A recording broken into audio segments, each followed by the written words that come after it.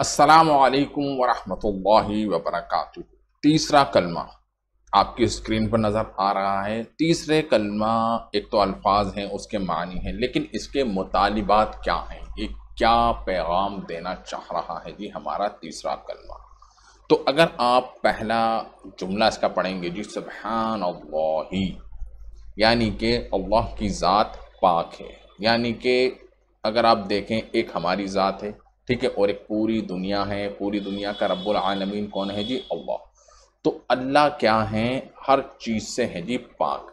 انسان کو جینے کے لیے بہت چیزوں کی ضرورت ہوتی ہے جی، اگر اس کو ایک چیز بھی نہ ملے تو انسان مر جائے۔ ہوا ہو گئی، پانی ہو گئی، کھانا ہو گیا، خوراک ہو گئی، اور انوائرمنٹ ہو گیا، ٹھیک ہے، اور ایسے ہی پودے ہیں، تو پودوں کو جینے کے لیے، جانور ہیں ان کو جینے کے لیے کوئی نہ کوئی چیز چاہیے، لیکن اللہ ان سب سے ہے جی بے نیاز، یعنی کہ اللہ نفی کرا رہے ہیں جی ہر چیز کی، یعنی کہ انسان اپنی ذات کی نفی کرے کہ ہاں جی صرف پاک کون ہے جی؟ اللہ۔ تو قرآن کے اندر آپ دیکھیں گے تو بے شمار مقامات پر سبحان اللہ کئی جگہ آیا ہے۔ تو سبحان اللہ کا مطلب کیا ہے کہ اللہ ہر چیز سے پاک ہے، ٹھیک ہے جی۔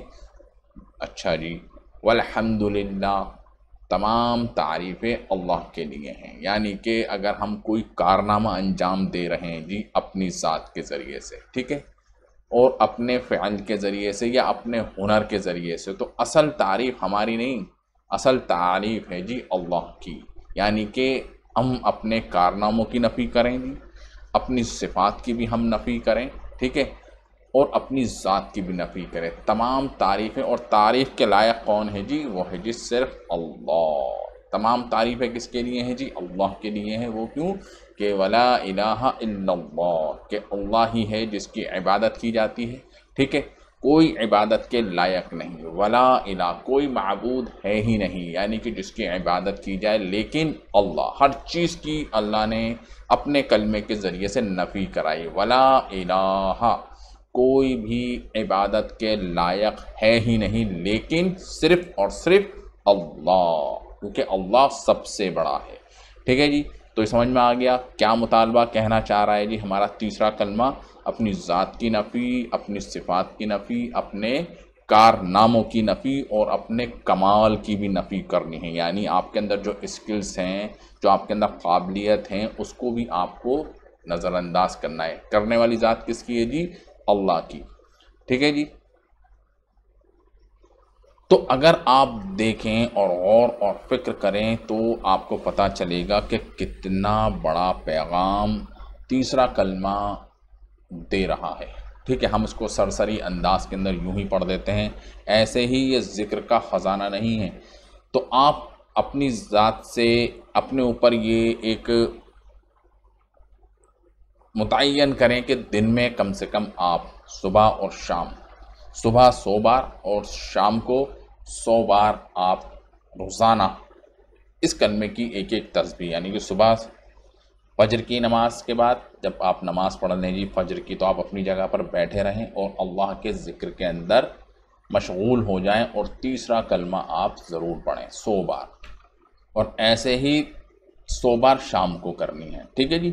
تو اپنی ہر چیز کی آپ کو نفی کرنی ہے، اپنے فن جو آپ کے اندر اسکلز ہیں اس کی بھی نفی کرنی ہے، اور آپ جو اس اسکل کے ذریعے سے ایکسپرٹ ہیں جی، پروفیشنل ہیں، تو اس کی بھی آپ کو نفی کرنی ہے، کیونکہ آگے جو آخری جو جملہ ہے ولا حول ولا قوت الا باللہ، یعنی کہ کوئی بھی نیکی کا اگر آپ کام کر رہے ہیں تو یہ آپ خود نہیں کر رہے ہیں، اللہ کی آپ کے اوپر توفیق ہوئی، اور اگر آپ کسی گناہ سے بچ رہے ہیں تو اس کے اندر بھی آپ کا کمال نہیں، اللہ نے آپ کو اوپر رحم کیا، کرم کیا، تو آپ اس گناہ سے بچ گئے۔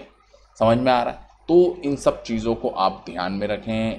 ایک ہوتا ہے جی کرنے والا، ٹھیک ہے جی، کرنے والی ذات کون سی ہے جی؟ اللہ کی، ہماری کوئی ذات نہیں، ہمارا کوئی کمال نہیں، ہماری کوئی اوقات نہیں، ہماری کوئی صفت نہیں، صرف اللہ کی ذات ہے، اس کے ہی ساری حکمت ہے۔ انسان کو اس دنیا کے اندر بھیجا صرف آزمائش کے لیے بھیجا، اور آپ سوچ سکتے ہیں کہ جب آدم علیہ السلام، ٹھیک ہے، جنت کے اندر جب ان سے غلطی ہو سکتی ہے تو ہم اب اپنی ذات کا محاسبہ کریں تو ہم اور آپ ہیں کیا چیز. یہاں تو ہر قدم کے اوپر آزمائش ہے جی، ہر قدم کے اوپر آزمائش ہے. جس ماحول کے اندر ہم رہ رہے ہیں وہاں پر بھی آزمائشیں ہی آزمائشیں ہیں. تو اللہ سے ہم دعا کریں، یا اللہ ہم کو نیک اعمال کرنے کی توفیق عطا فرما. ٹھیک ہے، برائے کاموں سے اللہ تعالی ہماری حفاظت فرما. تو ولا حول ولا قوت الا باللہ العلی العظیم. ٹھیک ہے، تو یہ اگر آپ چیزیں دھیان میں رکھیں گے تب آپ کو مزہ آئے گا جی تیسرا کلمہ پڑھنے کا. پھر جو اس کی برکات، جو اس کے جو فضائل ہیں، ٹھیک ہے، اس سے جو آپ کے درجات بلند ہوں گے. سبحان اللہ آپ کہیں گے تو آپ کے لیے جنت میں ایک درخت، والحمدللہ کہیں گے تو جنت میں ایک درخت، ولا الہ الا اللہ واللہ اکبر کہیں گے تو آپ کے لیے درخت بھی لگے گا. آپ کو اتنا ثواب ملے گا کہ جیسے کہ آپ نے کوئی ایک اونٹ قربان کر دیا ہے جی اللہ کے راستے میں اللہ اکبر کہنے سے. لا الہ الا اللہ زمین اور آسمان کے بیچ میں جو خلا ہے اس کو نیکیوں سے بھر دیتا ہے. سمجھ میں آ رہا ہے؟ تو کتنا امپورٹنٹ یہ کلمہ ہو جاتا ہے. تو ورد کریں، تحیہ کریں، اپنے اوپر یہ ایک بوجھ ڈالیں. ٹھیک ہے، چاہے کیسے بھی حالات ہوں، دن میں سب سے پہلا جو آپ کا ذکر ہونا چاہیے نماز اور قرآن کے بعد اگر آپ کو اللہ توفیق دیتے ہیں، ٹھیک ہے، تو تیسرا کلمہ آپ ضرور پڑھیں. السلام علیکم ورحمۃ اللہ وبرکاتہ.